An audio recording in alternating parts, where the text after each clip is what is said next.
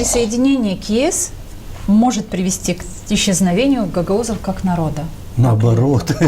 Скажите, почему наоборот? То, что я говорил, что пойдут программы по защите гагаузского меньшинства.